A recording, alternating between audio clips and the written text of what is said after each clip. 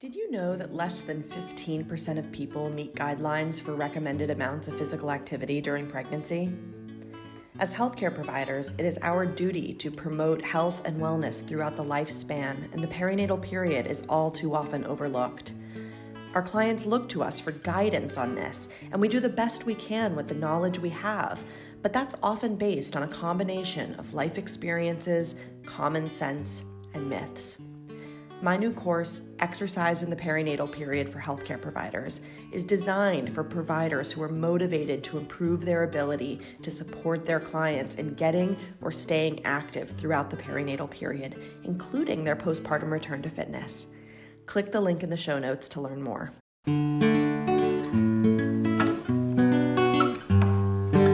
Hey everyone, I'm your midwife, Tanya Tringali. Welcome to the Mother Wit Podcast, a show about the issues we, healthcare consumers and providers, face every day as we interact with the medical system. We'll talk about its blind spots, shortcomings, and share strategies we can use to feel seen and heard, no matter which side of the table we sit on.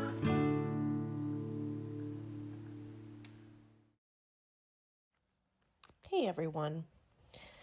I have had to cut this season short by 3 episodes. I was really looking forward to these 3, and I may still try to bring them to you. I just can't commit to a specific timeline, but I wanted to make sure that I said that out loud to you guys and gave you a little insight into why. I myself am having a little bit of a healthcare journey and finding myself on the other side of the proverbial table. It's complex. And it's been really interesting. And I'm actually thinking about doing a standalone separate podcast about it. So I'm sitting with that idea, but I'm still kind of in the midst of things. And I need a little more time to get through this and focus on what's really important. But it's been a nice use of my mental space to think about how I might turn my own healthcare experience into an opportunity to do some storytelling about what it's like for somebody pretty knowledgeable about the healthcare system who helps people navigate it for a living and is still hitting roadblocks and speed bumps and all the things I talk about with everybody. And it's in the context of stuff that's not women's health. Just for a little background, so you know where I'm going with this if I decide to pull the trigger on starting another podcast, but I have a rare genetic disorder that I don't actually talk about very often.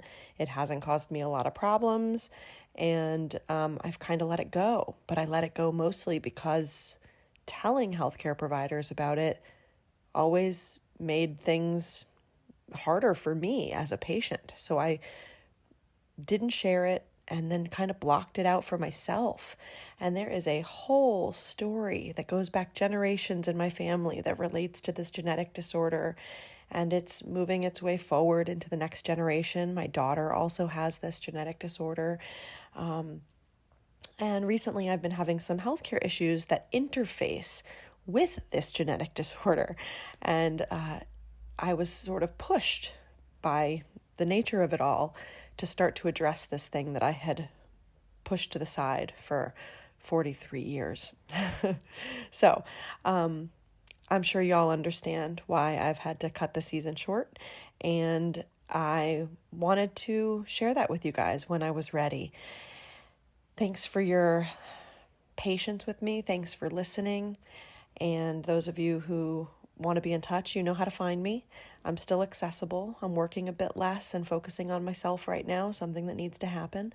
And I'm hoping that in the end, I will bring you more great content right here on the Mother Wit Podcast. And again, quite possibly a whole other podcast, starting with the story of me and my family members, and then opening it up to other family members, other families that are affected by my same genetic disorder, and possibly more broadly, other rare diseases. So I just listened to that back and realized that, like, I didn't tell you what the genetic disorder is. I told you enough that I probably should have just told you what it is, because I'm sure you're wondering. So I'll give you a little bit of information about it, and I'll put a couple links in the show notes for anyone who's particularly interested. So the genetic disorder that I and my father's side of the family have is called Hereditary Hemorrhagic Telangiectasia. Big long word there, and it's abbreviated HHT. So much easier to say. HHT is quite rare. It affects about 1 in 5,000 people. It does not discriminate by race or by ethnicity. It's pretty equal throughout the world in terms of its distribution. About 90% of people who have it are completely undiagnosed. They don't know they have it. The most common symptom of HHT is nosebleeds, and nosebleeds in your other family members. So a lot of people hear me say that and they go, oh, I got nosebleeds when I was a kid, or my kid gets nosebleeds.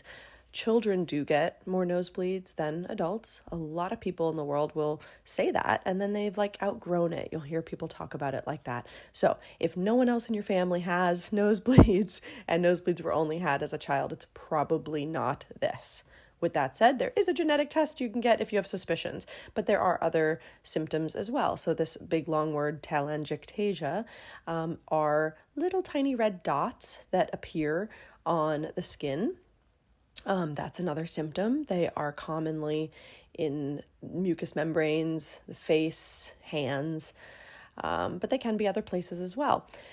Now, when it's happening inside the body, what we have are called arteriovenous malformations. And kind of simply put, what that means and why it can be dangerous is that we kind of lack a capillary bed that should live between the artery and the vein. So your artery is pumping blood at a mighty rate and pace and with pressure. And the vein walls are thinner and don't support that amount of pressure. Well, usually the blood is slowed down in those capillary beds. Think about how big rivers get narrower and narrower, and then they empty out into the ocean or open up maybe back into another larger body of water. So things get slower before they get faster again. And in certain parts of our body, we don't have that. And that's what's going on with the nosebleeds. But other parts of the body that are really important can have these malformations, and that can be dangerous, and it can happen suddenly if you don't know what you have. So the body parts involved can be commonly brain, liver, lungs, also throughout the GI system, rarely the spinal cord. So anyway, other parts can happen as well, but again, they're rarer. So I'm in the middle of a big workup for all of this and figuring out what I have going on. And you know what? So far, so good. I actually so far do not have any arteriovenous malformations that are dangerous. I may, in fact, have some that are microscopic that are not actually going to cause me too much of a problem. But, I've got some other things going on. And again, there's a whole interface of some other health issues that I'm having that just kind of abuts this condition, which is why I finally started this whole workup. Anyway, the story of how long it took me to get here, the almost insurmountable things I've dealt with to get to the point that I'm at, and the confusing things like insurance coverage, which I know you all can relate to, and some substandard care I've encountered along the way, and some misdiagnoses and all kinds of other things, I think make for an interesting story. And it certainly made me want to dig back into my family history and hear the more complete stories of some family members, one in particular. So there's a lot here. I think it can be really interesting to share this story. And I don't think that people need to have a rare disease or experience with a rare disease to learn a lot about the healthcare system through storytelling of this nature. So anyway, that's where I'm going with this. So thanks again. Are you pregnant or a new parent looking to ensure a better postpartum experience? Or are you a birth worker looking to improve your postpartum care skills? Check out Thriving After Birth, an online self-paced course by me, midwife and educator Tanya. It's 10 and a half hours of video content featuring experts in lactation, mental health, pelvic floor health, pediatric sleep issues. You also get worksheets and a workbook, as well as options to have a one-on-one session with me. Sign up at motherwitmaternity.com/thriving, and let's improve postpartum care together.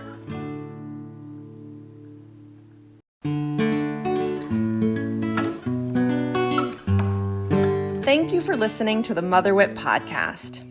If any of the issues we discussed today resonate with you or your experience, I'd love to hear from you. Leave me a voicemail at 917-310-0573, or better yet, email me a voice memo at tanya@motherwitmaternity.com. I really want to hear what worked for you, what didn't work, what support you'd wished you had, how you got through the tough times, how you advocated for yourself, or especially any tips you want to share with our listeners. I want to hear all of it. And if you'd really like to work together, you can get a discount on your first consultation with me at motherwitmaternity.com using the code FIRSTCONSULT, 10% off. That's 10% symbol, all one word. Okay, that's all. It's wonderful being in community with you all. Thanks again for listening, and see you next time.